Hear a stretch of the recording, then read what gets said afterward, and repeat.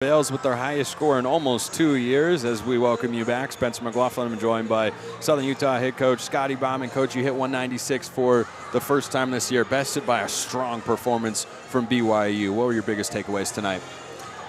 You know what? We still have some work. We still got a lot of work to do on our vault. We had to pull Mia Hampton out a couple of weeks ago for some issues, and we haven't quite filled that spot yet. And it was great. Starting on vault, I thought Caleb Pardue.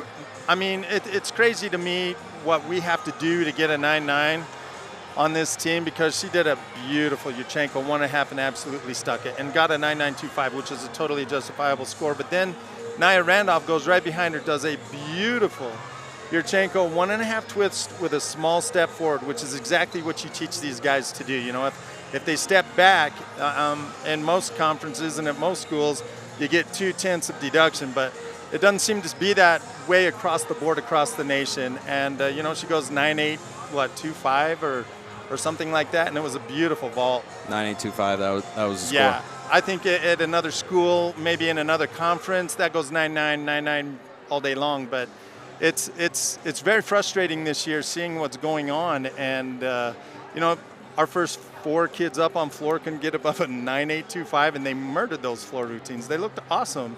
You know, it's just hard because you see the comparisons across the country and what's going on. And, some teams can drag their feet on a bar routine and, do a cast full pirouette to here, drag their feet, and still go 9.825. Our kids are doing incredible bar routines and getting that score lower. It's super frustrating to watch. And this meet really kind of brought it home to me.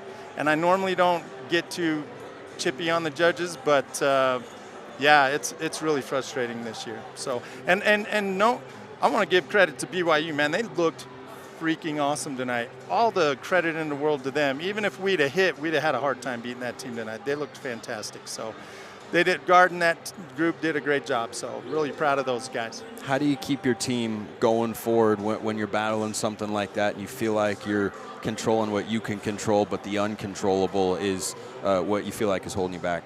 Yeah. Well, you know what? These girls keep kind of they're trying not to fall, and that's how you lose meets right there. You just got to attack your gymnastics, not worry about the little things, and just get up and have fun and relax and go for it. But that's another part of the whole judging thing. When you're at a team where you can make huge mistakes and still go 9.8 to 9.9, no matter what you do, you can compete really relaxed and have a good time. But if you're at a team that you got to be near perfect to get a 9.8 to a 9.9, that stresses those kids out, and it makes it a big difference in the end. And right now we seem to be one of those teams. We've just got to come out and be much, much better. Our first 3 vaults, not good at all. They looked bad, but our last 3 vaults looked pretty good. And our entire bar lineup looked fantastic. Our entire floor lineup, Nia had a little bit of a bigger hop on that last pass. But again, like I say, in another conference or at another school, that goes 9.9 all day long because she drills a double layout. And I have not been able to pin down what the judges are looking for this year, so I can't figure it out. And we left a lot of gymnastics out on the floor, so I'm just pretty frustrated right now. Coach, one of the bright spots that we saw tonight was the first official competition for a sophomore, Emma Nipper. She steps up in a big spot with a fall a few spots ahead of her. She's the anchor in the lineup, right, and she delivers a fantastic score. How'd that make you feel? So good. Actually, that was Emma's second. She competed at San Jose last weekend. So that was her second beam routine. Her first one in the AFEC, though, and in front of a crowd like that. And she did so good. I was so proud of her. That girl is just a straight-up beamer. She's so good on beam. She reminds me so much of Ruby Hernandez on beam, and that's an incredible compliment. So, but Nipper is, hopefully she just found her benchmark for what she accepts and what she'll do, and she knows she can get better. So I'm super excited for her. She did a great job. Very proud of her. Coach, this is your second home meet of the year. You won't have one for 3 more weeks, and then you'll have 3 in a row. Right. How do you carry some momentum from this meet on the road and try to keep building on those scores?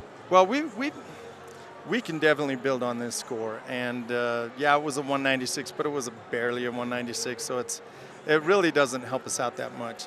But like I say, when we do great gymnastics, most of the time we're getting the correct scores. I've scored these routines a million times. I know what they're going to score, and I know what they can score. And it's just, it's pretty frustrating right now. So, well, Coach, I'll let you go talk things over with your team. Thank you for the time. Thanks, Spencer. Appreciate it. That'll do it for